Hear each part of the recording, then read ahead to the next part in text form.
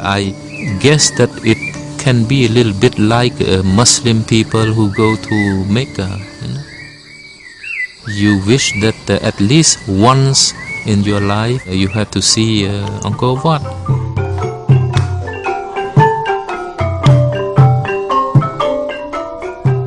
At Angkor Wat, Bussy encountered a troupe of Cambodian dancers. He was entranced.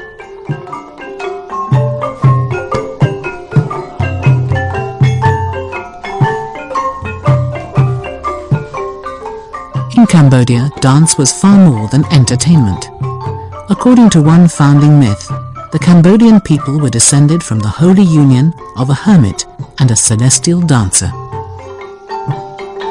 Dancers, in a way, are the link between the human and the divine. And the dance had a ritual function.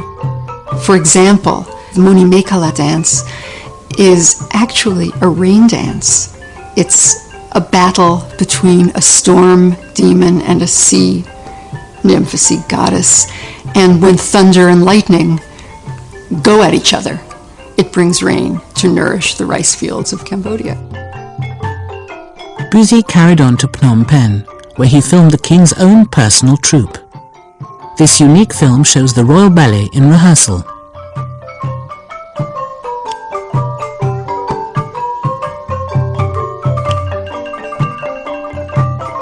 To have this material recorded, to see the exercises, is just amazing. Simply because no one would have seen them. No one except, literally, the dancers and the king.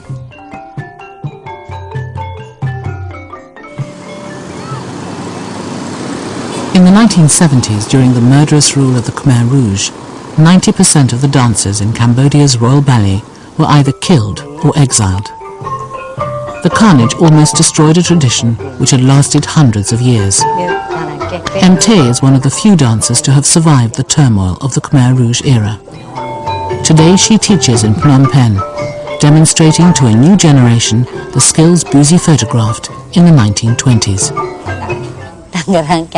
The training was very tough. The teacher was always hitting us, and they would pinch us and twist us in order to make us dance properly. You would spend the whole morning training to make your hands supple. They would get me to bend my fingers and then to do this and then to show this. The fingers curved like thorns on an orange tree. All the members of the royal ballet lived within the palace compound in the quarters of the king's harem. The royal family itself was directly involved in training the dancers. Princess Buppha Devi, sister to the present King of Cambodia, was one of the most famous dancers of the 1960s.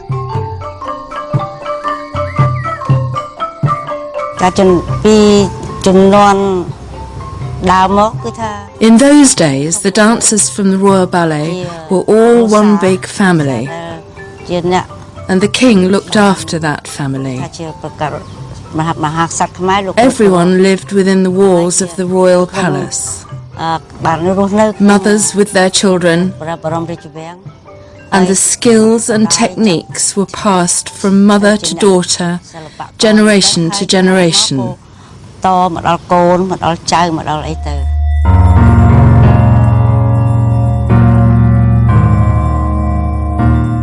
The costumes worn by the dancers were hugely elaborate. It was a performance in itself just to get into them. The corset had to be very tight. If it wasn't, it would be uncomfortable to dance it. A tight corset gave you a very straight back. If not, you would just slump.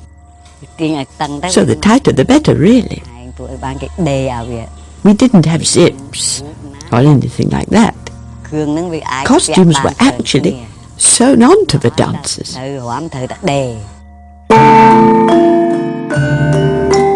By the time Bussy shot this film, the Cambodian Royal Ballet was already famous in Europe. after their performance at a festival of colonial art in France. They got to Marseille and were just absolutely the knockout hit of the festival. They were performing indoors, and there were such riots of people trying to get in that they moved the performances outdoors, and they played for 30,000 people a night.